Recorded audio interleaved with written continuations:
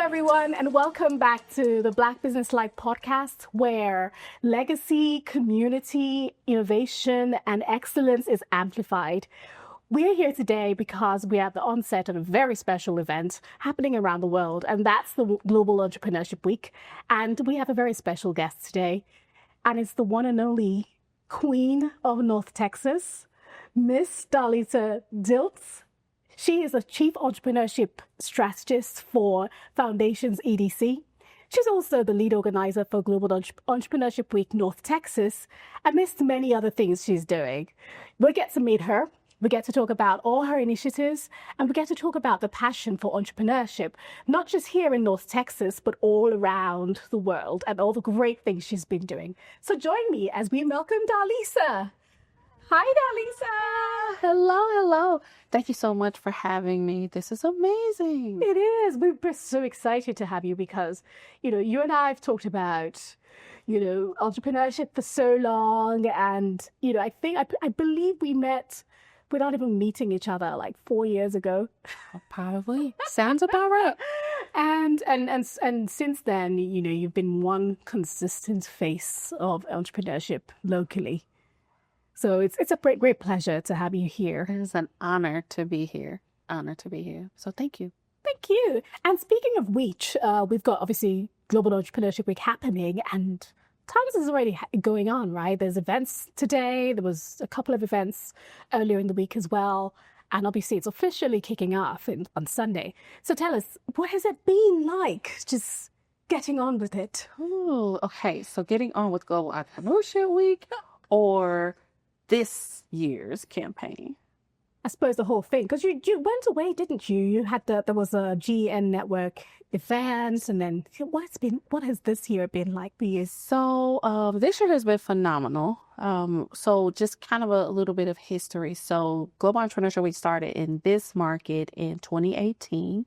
It started in Fort Worth, and I was a volunteer still early in, got into it, just because I wanted to be a part of the entrepreneur scene. It was hosted by the UNT Health Science Center. And again, I was a volunteer for it. We started out with, I don't even remember the numbers, maybe 30 events, maybe 7. It was very low, right? Just to kind of get it out the gate. So over years, it grew. GEN, which is the Global Entrepreneurship Network, they are the ones who host it all over the world. And so simultaneously, the week before Thanksgiving, many of us in the U.S., we get together, we celebrate Global Entrepreneurship Week, but this happens in all parts of the country. And so in 2021, a decision was made in UNT Health Science Center. Some new initiatives came about, and they were like, well, we're going to do away with Global Entrepreneurship Week because it's a lot, right? It is a lot, and it is volunteer driven. And I was like, but no, we're not, because I've been a volunteer since it started. And so I know how people feel that are like myself, that look forward to a week to celebrate, to be amplified, to connect. And I was like, give me the opportunity and I'll take it on. And they were like, no, it's a whole bunch.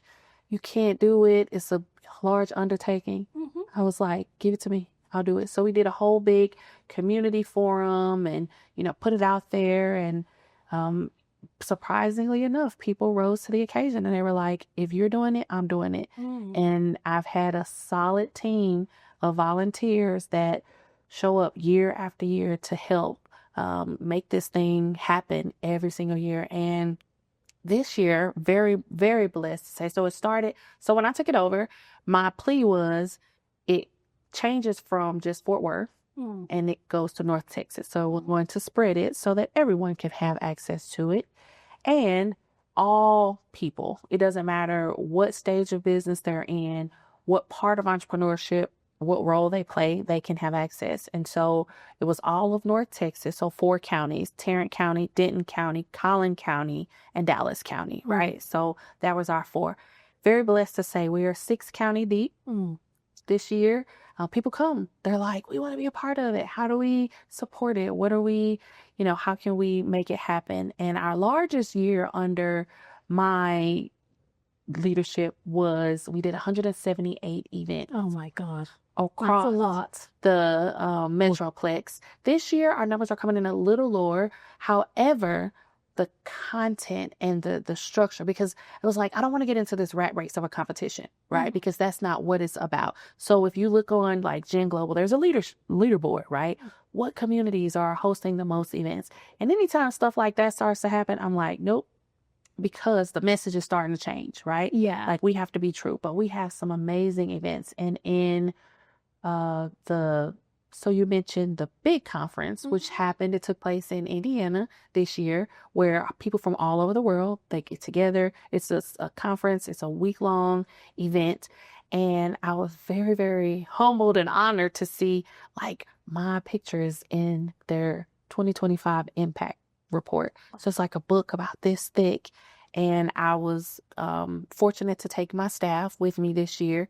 And she was like, did you see the book? Did you see the book? And I'm like, I don't want that book. Because, I was like, I don't want the book. And she was like, you got the book. And she was like, you're in the book. And I'm like, I'm in the book. And when I say instantly, tears. Oh, yeah. Like, tears just began to flow. And I was like, I'm in that book, right? Because we've literally put North Texas on the map, like a global map. So we have partners from all over the world now. This year, we expanded our reach so that more people can have access to that opportunity. So we actually started our events November 1st. We kicked off our events November 1st, and we'll honor them all the way through the 23rd. The official week, like you mentioned, the kickoff party is on Sunday. Yay! Kickoff party is on Sunday, and the official week is November 17th through the 23rd. But we've had some amazing, amazing events already. And the theme for this year that came down from Gen Global is Together We Build. And so I kind of took that on the chin. And we've had international panel discussions. We had an amazing group from Indiana came down. They were a part of our Startup Economics Summit. We've had some additional podcasts released. We've had some workshops and things that have taken place. We had a graduation pitch competition on Wednesday. We did a symposium of entrepreneurship, where they are now and where they're going, type of an event. And that was a partnership with Woodforest, National Bank, and True Fund. So we've been rocking and rolling. Yeah. It's like, but this is like my playoffs. Yeah. Right. Yeah. So it all comes together during Global Entrepreneurship Week. Lenny, it's just the quality, as you said, the quality of the events happening, because I've been tracking all of that, like, and just like, it's all about entrepreneurship, and it's entrepreneurship being for everybody, right?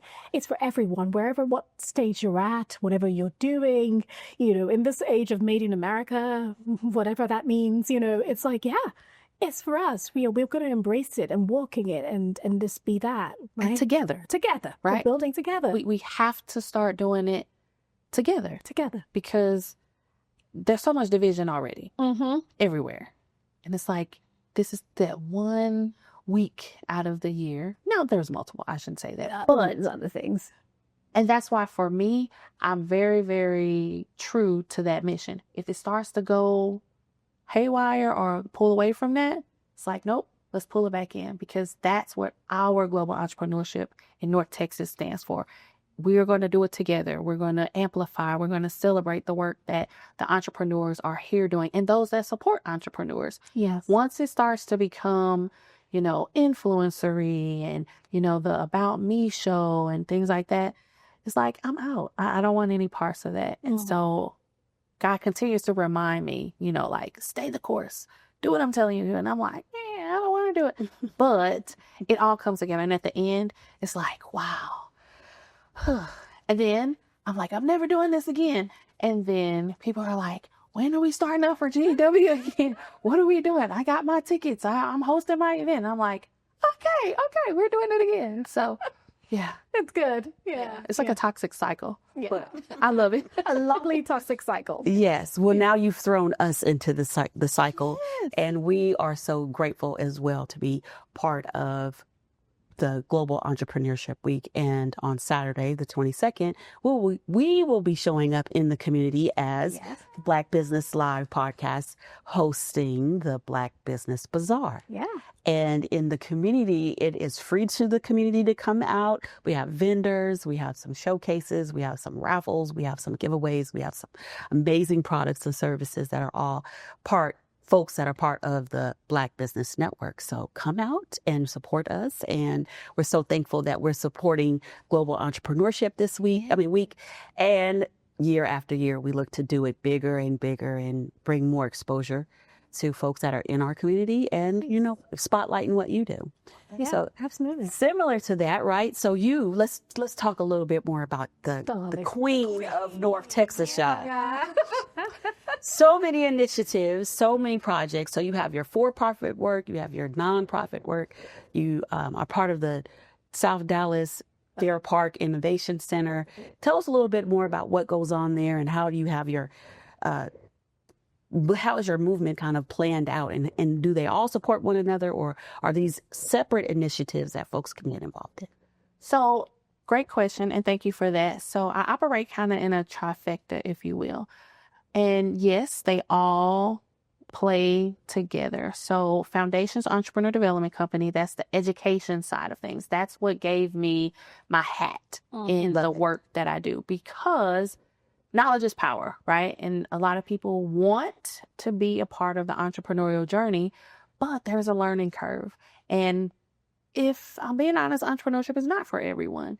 But if you're willing to put in that work and you're willing to understand what entrepreneurship really is, then yes, it is for you, right? Right. So what we do with Foundations Entrepreneur Development Company, we work with the corporate sector. So the cities, the nonprofit organizations, municipalities, organizations that want to build out an entrepreneur infrastructure or a mainframe, whether that's curriculum development, commercial space design, whether that is any type of activations or implementations, we help them to design, think that process. So that is a for-profit company, and it's kind of like a pay-to-play type of a scenario. We're contractual, and I call it consulting advocacy work that we do. We do a lot in policy and things of that nature. Mm-hmm. So then you have the South Dallas Fair Park Innovation Center, and because of the work that I do with Foundations, I was connected to that project. And that is an initiative that was invested in by Vista Bank, and they wanted to do something in the South Dallas community. So the infrastructure that's down on MLK, right across from the State Fair and Fair Park, is a 3-way partnership. So you have Vista Bank that represents financial literacy. You have the Dallas Black Chamber of Commerce that represents community and connections. And then you have the South Dallas Fair Park Innovation Center is the entrepreneur education arm, right? So the Innovation Center is a flexible workspace, and our focus there is foundational infrastructure. So mail service, registered agent, membership, and community building. All of our programs, all of our workshops are curated through our members. We wrote a program for that location called the Path to Yes program. And one of my things that I said to the Vista Bank C-suite, their leadership, if you're looking for a checkbox, I'm out, because we don't need that. But if you want to make an impact, okay, let's do it. And so the Path to Yes program is a 4-tiered program from innovation or ideation all the way through funding. And the entrepreneur takes an assessment to decide which track they're going to be placed in, and they can move up in that process. There's so many great resources out here, right? Classes, workshops, you name it. However, people are program hopping, right? What are you doing with the knowledge that you're getting, and how are you growing your business? So with the Path to Yes program, even if you start in track 1, you have the opportunity to go all the way to track 4. By the time you get to track 4, the earnest is now on our lending institutions. We have vetted them. They've gone through the process. Their books, their paperwork, everything is in order.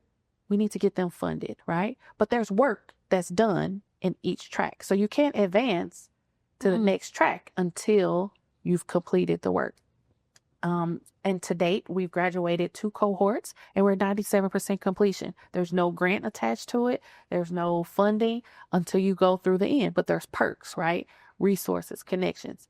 So then the third tier is Global Entrepreneurship Week, which is community, right? So you have the corporate structure, you have the physical structure, and then there's community. Community, or Global Entrepreneurship Week, is what connects the entrepreneurs to all of that work, right? So Darlisa is the kind of person, I'm going to make you put your money where your mouth is, right? If you want it, Right. you got to know it's there for you, but no one is handing it out to you. We're going to give you access. We're going to give you the opportunity, but you got to show up. And so that's what Global Entrepreneurship Week is. It is the entrepreneur's time to showcase. It is their moment to say, here's my product. Here's my service. I'm hosting an event. I want you to come. And we get behind them and we use our network. Hey, here's what they're doing. We need you in this place, in this place, in this place.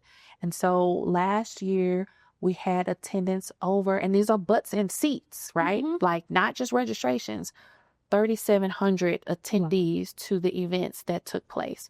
We've had partnerships ensue. We've had businesses that have grown. We've had so many amazing opportunities. And these are global ones, right? Global connections, because it's not that they're just here in North Texas. If you have a virtual event, people are logging in and they're seeing what you're doing. All you have to do is show up. Show up. And so that's kind of my trifecta. It all comes together to support the entrepreneur ecosystem. Yeah, that's amazing. And it's interesting you said that, because, you know, there's 3 different needs there. There is education, there's community, as you said, and then there's visibility. And these are all needs that the community has, right? And one thing I love about some of the programming is that predominantly, particularly at the South Dallas, the Fair Park Center, many of these businesses are Black owned, you know, and historically underrepresented. But, you know, sometimes I mean, I do support with the Path CS program as well. And the other day I was in the offices that I could hear some of the testimonials and stuff. And it is so heartwarming to see how much development is happening in the community and directly with people who are actually, you know, growing and making impacts in community as well. Yeah. So that brings me to the next question. Because you've been doing this for some time now, a good number of years. Looking back at the last 5 years, has your perception changed let's go back a few years back, when you got onto the bandwagon of Global Entrepreneurship Week? Because I know you do other things. You're involved in the Million Cups. You're that Texas women. You know, we can list everything out. Your CV is like huge, but has your perception changed on the work that needs to be done and the impact that has been achieved since a few years back, say 5 years back? And how has it changed? Great question. So I would say it has enhanced. So the perception has always kind of been the same for me, right? People need to get their stuff together, right? It's not a cakewalk. And this is coming from someone, I didn't see entrepreneurship growing up. I didn't know anything about it. So I didn't have the visual of seeing entrepreneurship at play. Like, I've always been bootstrapped. But I think when the pandemic happened, that threw so many things off course mentally for people. But at the same time, it kind of set a new track of course. And the reason I say that is because we have a lot of businesses that started out of the pandemic, and they started because there was this promise of money. They started because there was promise of freedom, and there was this new conversation of legacy building and creating generational wealth. And it's like, but if you don't know how to create wealth right now, how are you going to create it? You know, if you're not willing to put in that work, right? And so I think the perception and the work has become disattached, right? it's a mismatch because people want access to entrepreneurship and they like the theory and the story of entrepreneurship.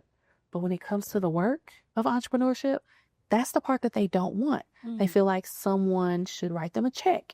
Or if I'm really good at a presentation, then I can pitch my way through business. But that's not entrepreneurship, right?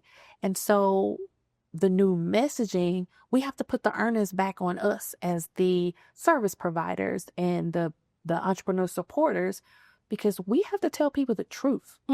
We have to be honest with people aside from their feelings, right? We can love on them. Yeah. We can hug them and, but at the end of the day, we have to be real about it. And then there's a difference between being real and this whole thing of transparency. Yeah. Meaning, I'm broke. I'm following my passion. People need to pay me what I'm worth. But do you know what you're worth? Right. What are you selling? Yeah. Right? Help me understand it so that I can pay you what you're worth. But if you can't even tell me what you're selling me, how can I pay you what you're worth? Right. Yeah. And it's like, so there's a lot of things that have shifted from a mindset perspective. I think people know that they have access to entrepreneurship now, which is great because before, maybe not so much.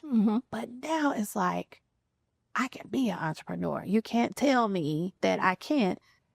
Okay, I won't. But you can't say that your business failed because you don't have access to resources or there's no one out here to help you or support you. Because in our market, and I'm speaking specific to the Dallas-Fort Worth community, Yes. the resources are immeasurable. Yes. Like immeasurable. There's so many great programs, so many great organizations. But everyone wants to bypass that and go right to the lenders. To the funding. Right to the money. That's it. They just want to get the funding, Just want to right? get the funding. Well, it's like reality check. If you are looking for someone to cut you a check, go to work. Absolutely. No, that is deep stuff right there. And so, so real, so practical. I mean, we support a couple of lenders as well in the masterclass programs. And it's all that. It's like, well, how do you look attractive to a lender? You've got to have a business that is running and functioning and healthy enough to want to get access to capital. So there's just so much to unpack there. And I think, Belva, you had a question? I did. I wanted to kind of follow up about what you spoke on earlier, Touch. You said that, you're a first generation college student and you didn't grow up seeing many entrepreneurs in your family, right? So, but somewhere along the lines, God planted the seed in you and gave you this beautiful purpose to create a landscape and a platform for thousands of people to be able to come and learn how to be an entrepreneur. Not only, well, first of all, determine if do they have the spirit, right? Because entrepreneurship is really spiritual. It is. And if you have to know that you know that you know, and you have to have a real strong belief system to know that today is zero. But if I continue to put my efforts in, it's going to pay off. It will show up over time. And you have to get up every day believing that. Otherwise, you'll quit because, time after time, there's no guarantee that the money's going to show up magically just because, right? So where was the aha moment for you? What thing or something perhaps happened or a moment that you decided, you know what, there's an opportunity here and I'm going to create this platform for people to be able to become entrepreneurs with their lives? I don't know. I think I was hit over. No, I'm just playing. So I started my journey in healthcare. That's where I thought my path would be. I'm educated. I learn for fun. And I'm like, I'm going to climb that corporate ladder. Like I'm going to excel in this professional career. And so I worked for a healthcare company in St. Louis, Missouri. And I was working there, and I just kept getting blackballed. And I was one of the favorites for senior leadership. When I say I was the only hourly employee with a P card, right? I was traveling. They were sending me on trips. I had my own credit card. Middle management hated me, okay? I had a cubicle, right? A small one at that. Right. But weeks at a time, I'm away because senior leadership was sending me to these different places to do trainings.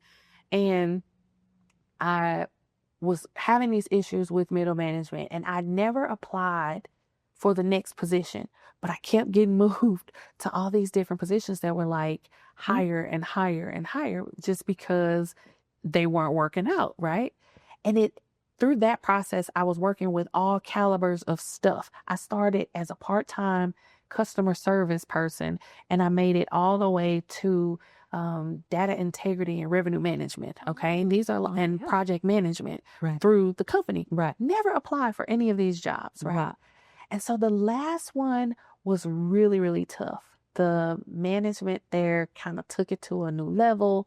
It was the first time that I had to file a grievance, and I had to just go through this grunt work. And I'm like, why? I just want to do good work. And I had started getting involved in like community engagement and stuff like that, like understanding those different worlds. And I learned about the SBDC, Small Business Development Center. I was like, that's interesting, right? And so I had a friend that had a friend, and they were based in Chicago, and they had just gotten a position as an executive director. And they were like, Darlisa, he needs help. I need you to help him with his strategic plan. I'm like, easy, right? Because that stuff is fun to me. So I help him. And at the end, he's like, so how much do we owe you? And I was like, you don't owe me anything. It's, she asked, no problem. And he was like, no, seriously, how much do we owe you? Because the amount of information that you've given, we've paid consultants like a lot of money for this. And I was like, no, seriously, you don't owe me anything. Well, he got my address and he sent me a check. And the check was like a quarter of what my salary was. And I was like, I can't take this money. I'm a married woman. My husband's gonna think I'm out turning tricks. Like, what are we doing? Right? And he was like, we're not taking the money back. That's yours. And then he started sending people to me for help. Oh, wow. And then they were paying me. And I was like, okay, y'all. So you were thrust into entrepreneurship. Literally. Wow. Like they all into it. Yes. And so I was like, and again, I love to learn. So I studied and studied and studied. I'm like, what is this entrepreneurship thing? In my mind, entrepreneurship was glass buildings, white executives, suits. That wasn't me. I grew up in St. Louis, Missouri. That's not what I saw. Right? So through my studying, I was like, there's people can have access to this, right? And it was only $25 to establish an LLC in St. Louis. And I was like, are you kidding me? So leave it to Darlisa. I'm finding libraries, YMCA, the rec centers, and I'm teaching these classes, right? And they would be full, right? Wow. And I'm just like, and all you have to do is this, and you want to do this. I start teaching classes like pre-Vistaprint. Do you remember Vistaprint? I do remember.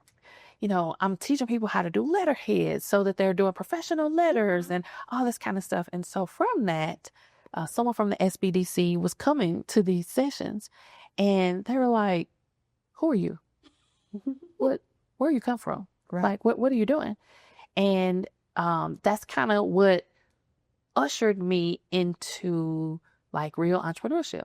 And they were like, you need to start a business. You need to be doing this as a consultant. Again, never saw myself as an entrepreneur. And I'm like, no, this is for somebody else. I have a job. I got benefits. I'm good. I got the family. I need the stability.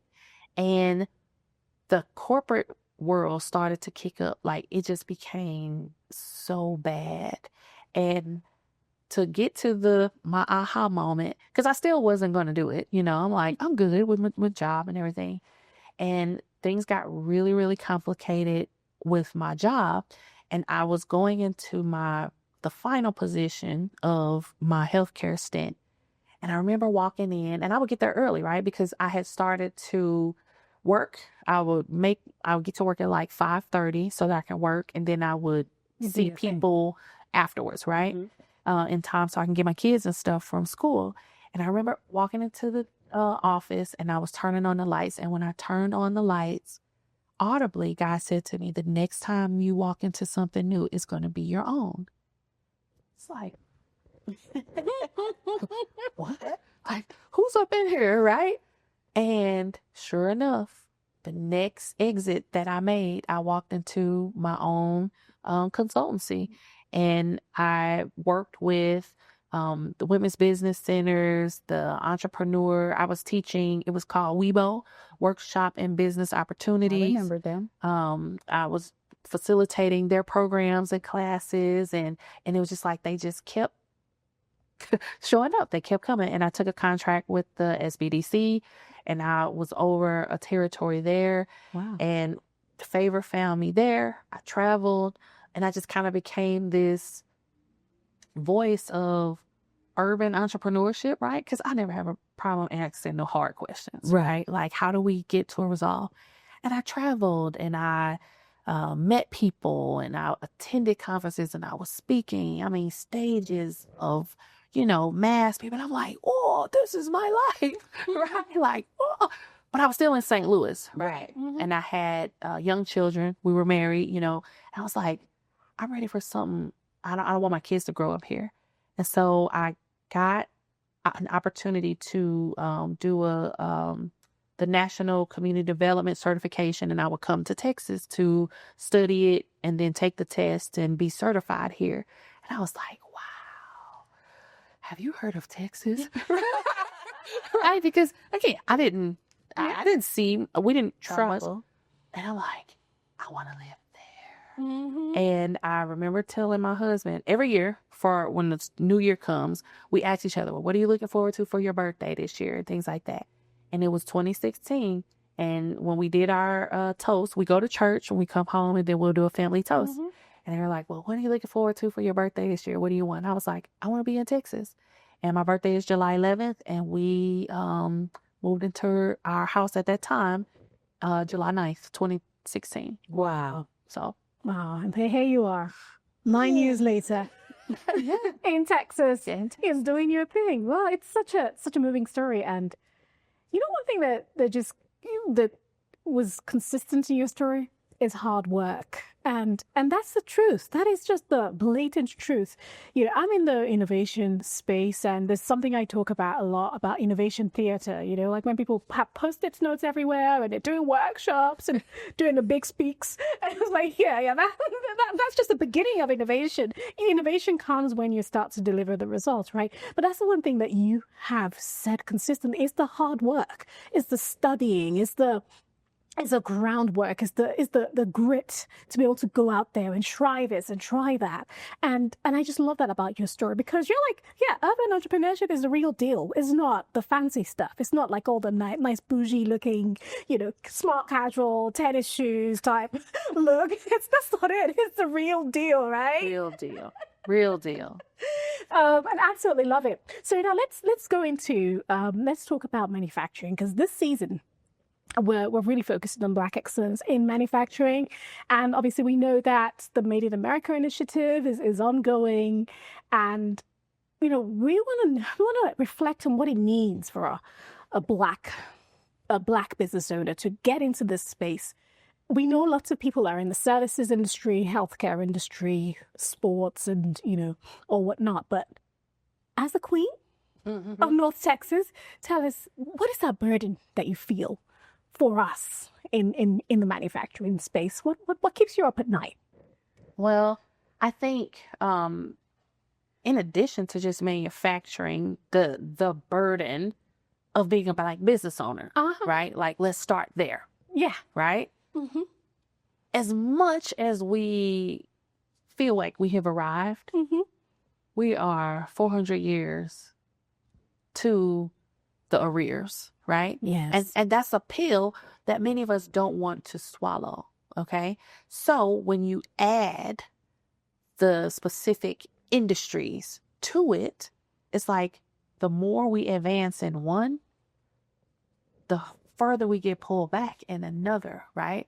Because when you think about from a revenue standpoint, when we start talking about being able to create legacy and generational wealth, right? There are industries that are specific to ways to enhance that. And so as we start advancing, something happens to pull us back. And I go back to the pandemic, right? If you think about it just for a second, and no, I'm not a conspiracy theorist or anything like that, but it is what it is. Yeah. When the pandemic happened prior to, you had so many side hustle businesses that were doing fine. Yeah. Candles, estheticians, people making clothes, hair, all of these things that were helping us to work alongside, right? We had our 9-to-5s and we were good with our 9-to-5s. Yeah. And we were running businesses on the side. But all of a sudden, here comes this carrot of, tell us what you're doing. We want to help you with your business. Oh, we have funds for you. Oh, do you have people working for you? Put them on the list and we can get you more money if you tell us. Yeah. Then the hammer came. Okay, well, if you're making anything over $600, we need to know that. And you're going to tell us everything that you're doing in a business. And it was that pullback again, right? So people are like, well, I don't want all my information. The big brother's watching and blah, blah, blah. So now it became sanctioned, right? Yeah. So then let's talk about the lending process. Oh, yeah. Right? Yeah. Credit scores. People were like, I'm going to follow my passion and I'm going to go for it. Put all of their savings into this dream and this message of hope and entrepreneurship. But then when you go to a lender, they're like, well, how are you going to pay us back? Because you've put it all into the business. So you have no job. You have no job. So we can't leverage it, right? Yeah. And so from a manufacturing standpoint, the creativity, the knowledge, the mass production that it takes to procure something like that, if you think about it, we're at a deficit. Don't have it. Again, right? Because the people, the organizations, the opportunities kind of got shifted to the people that could. They really didn't need it, but that's who got it. That's who received it. And so here we are again. We're like, well, trust us. We can make it happen. And we've put all of our eggs in this basket because we were following that carrot, right? Okay, fine. So we kind of got through the pandemic. People have realized that I probably shouldn't have quit that job, right? So when you get into like the 2023s of life, the light bulbs are coming on and people are realizing we got to go back to work. And what do they introduce? AI. Yeah, it's like, oh my God. Right? Yeah. So AI. So we mass exited and now there's bots who can do your job. They're finding replacements, right? And it's a sad reality to think about, but we get really codependent on what they're giving us instead of realizing we can go out there and get it ourselves. We have to create. And create it. But we don't want that because we want that carrot. But we don't realize there's a whole farm that you can create, that you can grow yourself, that you can do it, and you don't need that one carrot. But that's how they mentally program us, right? And it's a sad reality. And so you either succumb or you overcome, right? Yeah. And that's kind of the reason why, for me, as difficult and as challenging as these things are, why a Global Entrepreneurship Week is important, right? And you would not believe how much pushback I get and how much people are like, well, how does that benefit me? Making it seem like it's benefiting me. It's like when you see on a Global Entrepreneur, you don't see my company. No. You don't see me out here touting foundations because we're going to do what we're going to do regardless. Right. Yes. Like it is truly for the people that understand it, that want it, and know how to make it work for themselves. Absolutely. Because that's what we need. We have to start sticking together because there's always going to be a system or something. Once we start advancing, they're going to pull it back. Well, if you depend on those who control the levers, then you will be subject to the levers. But if we start to pull our own levers or create our own levers, then we start to create the movement. And you made such a great point there, particularly with Global Entrepreneurship Week, because there are entrepreneurship ecosystems all around the world creating, regenerating, turning things around. I mean, if you go to Asia, if you go to Delhi, if you go to South Africa, if you're in Mexico, there's all these hubs all around the world where there is a lot of differentiation happening. And it's important for everyone to, particularly in the Black community, to realize that the limit is exponential. And, holding on to that carrot is only going to limit you. When you start seeing your peers doing something different and creating and reinventing, then your eyes start to pop open. I'll say this quickly. I remember, I'm looking over 20 years ago when the new media, it was called then, so what we call digital now. And one of the things I studied in school was this whole new media concept and the digital divide. And we're talking about how people were changing the course of the what we have now. So fast forward 20 years from then, we're talking about AI, but the concepts and the logic for AI started back then. So imagine if someone was plugged into that already. By now, you're an AI millionaire, right? But it takes you to understand and have the foresight to be able to create something that'll be of value in 20 years. So my point is, this Global Entrepreneurship Week, my call to action to Black business owners is that this is a time for you to tap into the resources that's happening all around the world so you can start to create those foundational elements that will shape the next 20 years of the world, right?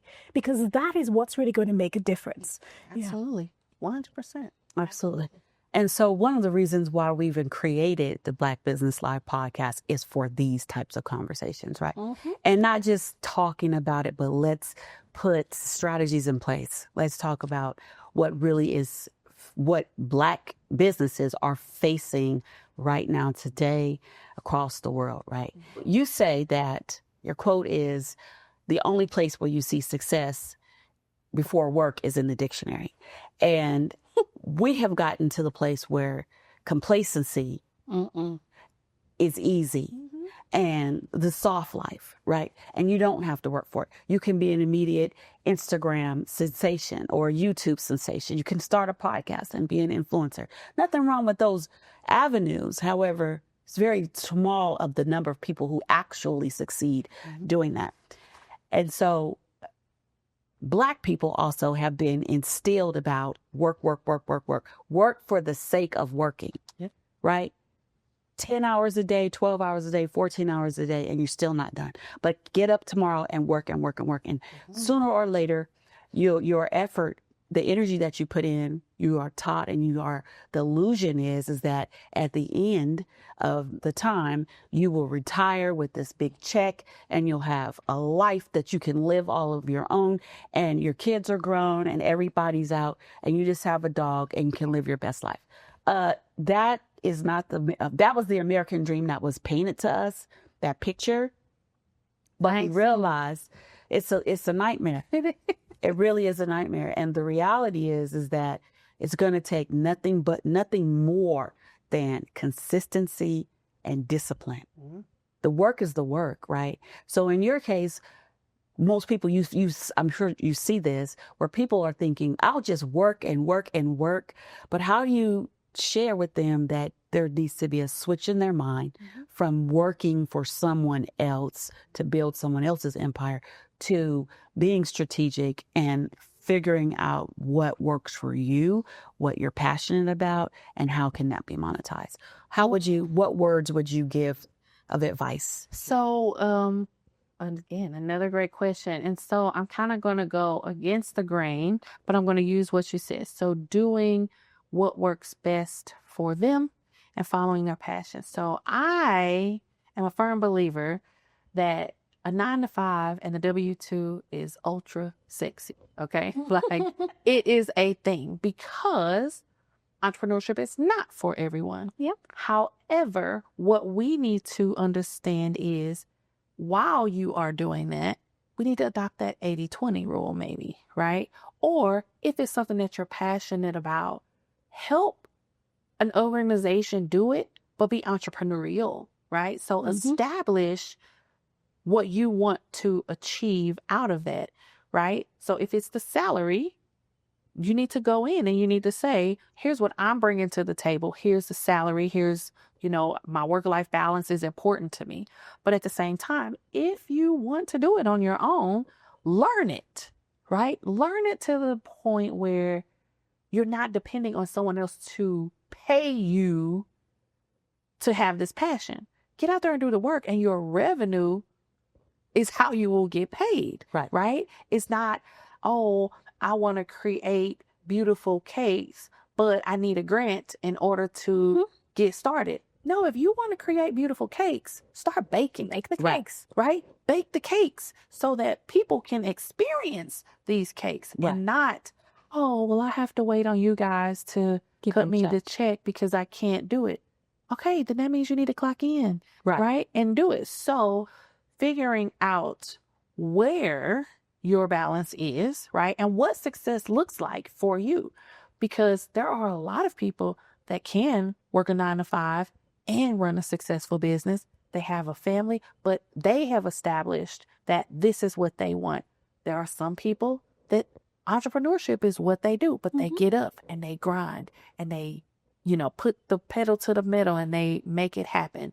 There are some people that just don't do anything, right? And they are waiting behind the opportunity or the aha. And, sadly, those are the people that feel like the system has failed them or, there's no one out here to help them. The help starts right here. That's right. You have to start with yourself. And like the Nike slogan, like you just have to do it first. And then if you're consistent, so that's that word, consistency. Right. It will begin to pick up. It's like the ball rolling effect. Once you start rolling the ball, it'll get bigger and bigger and bigger. But I think defining what success is super important too. Because if success is mental feasibility and mental ease, okay, what gives you that? If it is money, okay, what gives you that? But success looks different for everyone. So I think defining what success is and how to achieve that is the ultimate goal. So if that means you have to work a job until you don't have to, fine. But entrepreneurship is working a job harder than a 9-to-5. Yeah. Right. Absolutely, and you said that, and sometimes people are always like, oh yeah, I'm my own boss, and so my life is different. But I remember our first speaker for this season, Carla Trotman, talked about that, and she was talking about how she was in a corporate role, and in fact the only way she was able to take over her father's business is because she had good credit. She had experience in corporate, she had the profile of the executive that could take on a family-owned business. But she didn't cut her teeth just doing entrepreneurship. She had her own side gig, and she did that for many years, and she went to work for her father. And then when it was time, she said she was ready to rise up to the challenge, and it took 11 years before she eventually did.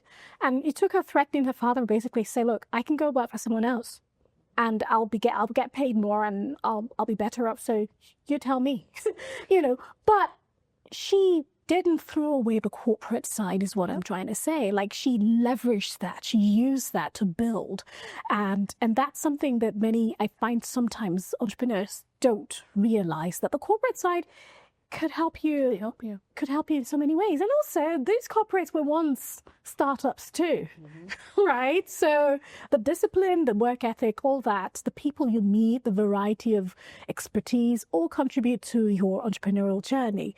So it's good that you mentioned that as well. Like, it may take time. You may come of age at some point and become an entrepreneur, or you may just stay in that corporate role too. Yeah. Because there's this pressure to be like a sole entrepreneur, or to, no, like, who's putting that pressure on us, right? Like, why do we feel like in order to be seen as a successful entrepreneur, you have to not have a job? You just have to determine what that job, what that role is in your life. And, it's better together, right? Because if you're passionate about something, find a job that feeds that. Yeah. Establish that relationship with that leadership team. And I'm, as an entrepreneur, like, I'm not saying like stop entrepreneurship, go get a job. But I'm saying you have to do what's best for you, because at the end of the day, if you can't pay your bills, if you can't live, if you can't flourish, you're really not doing anybody any good. You're not building any legacy.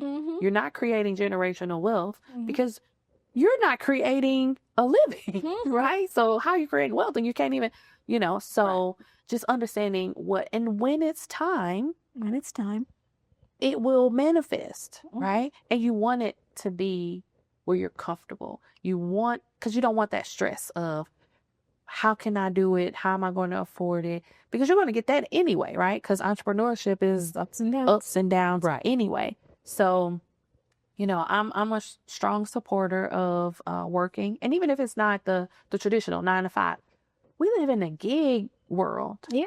Right? You can pick up a contract and that be your main thing, but you still sell candles or you still do hair or whatever the case. So just being intentional on what works best for you and your family dynamic and the goal that you're trying to achieve. Yeah, makes sense. Wow. We have expanded so much and it's not even finished yet. We can take it in this direction and that direction. But I think what you're saying is that, you gotta sort yourself out first. You've got to be right. You've got to be good. Because entrepreneurship is not for the faint-hearted. So you've got to be squared up to some extent, at least, before you can take that plunge.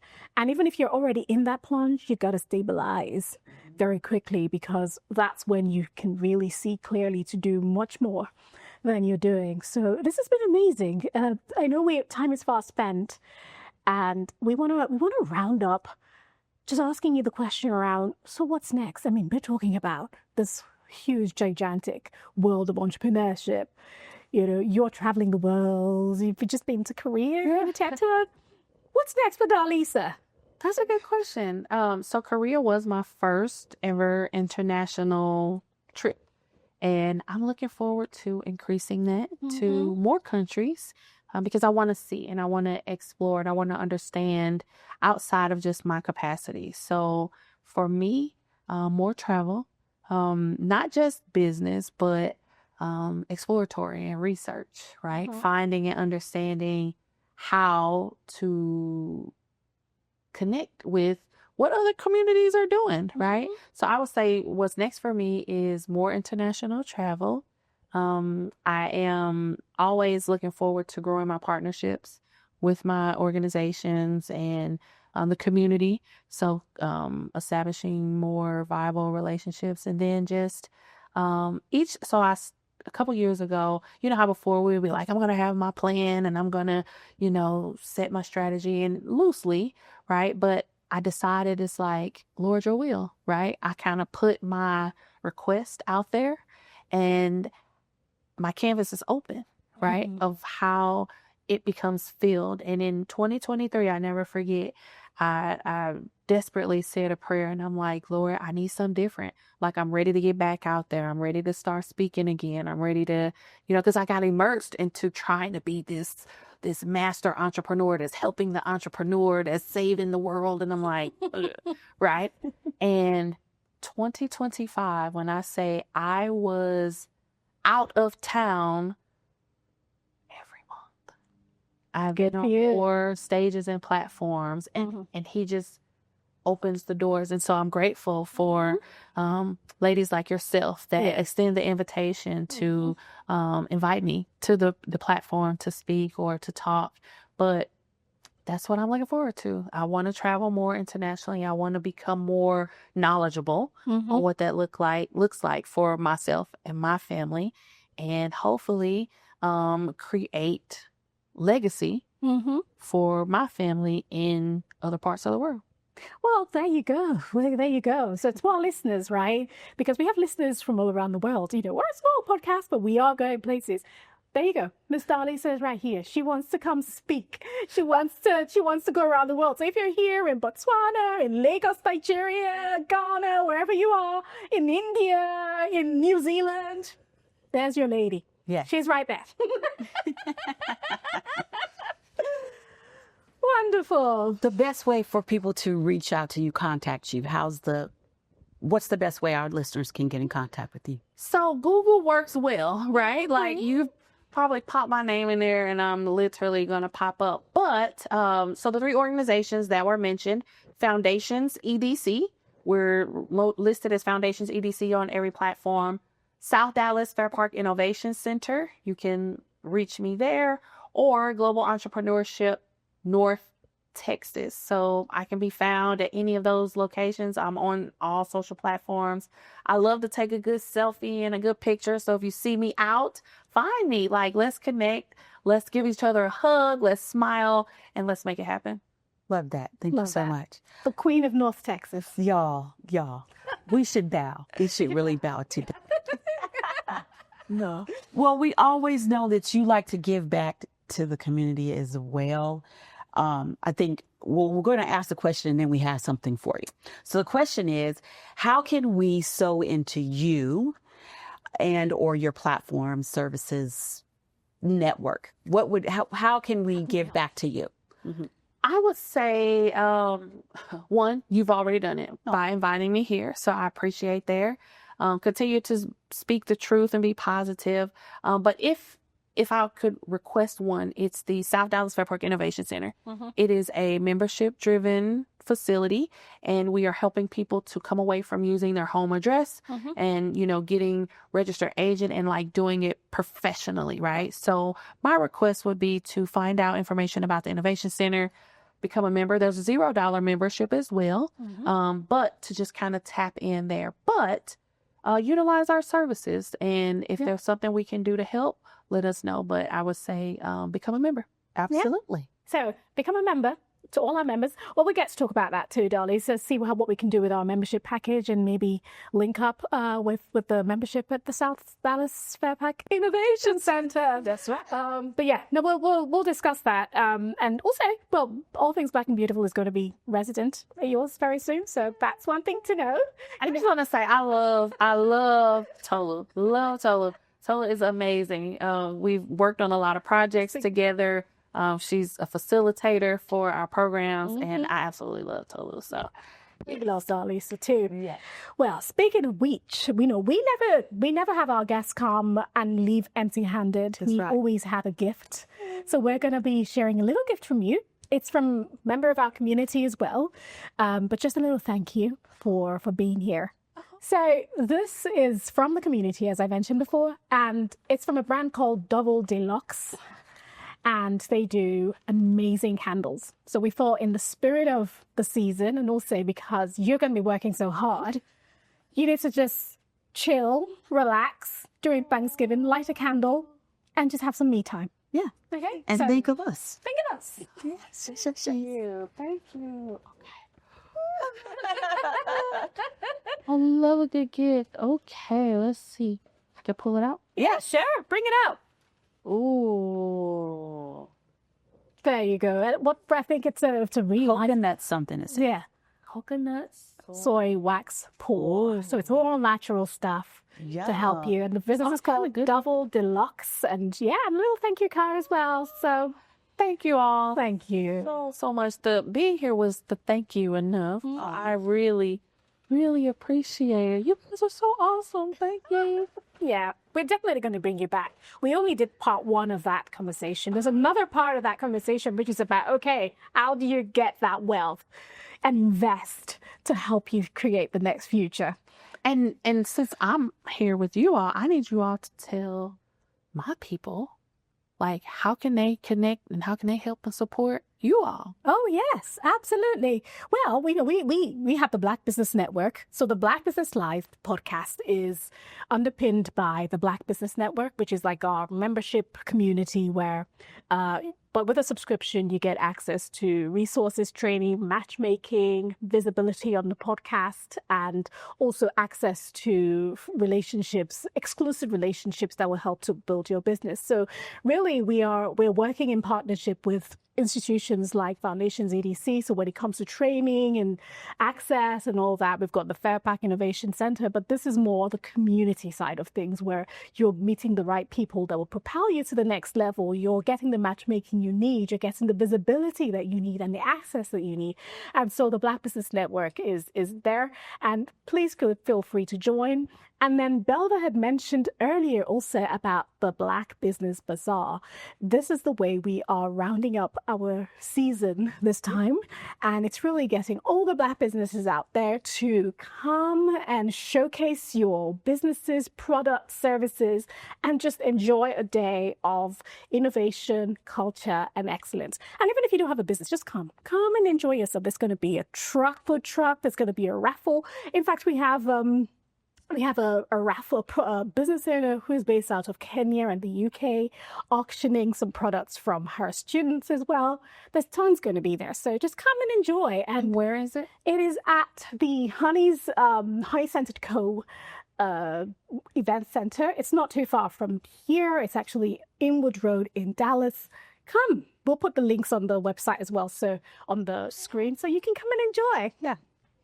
Yeah, thank you so much for coming. Oh, thank you. Appreciate you. Really, really appreciate it. Yeah. Thank you for having me. Yeah, we're in community. Together we build. Together we build. Together we build. I love that. All right. All right. Well, thanks everyone. Thank you. Till next time. Bye. Bye.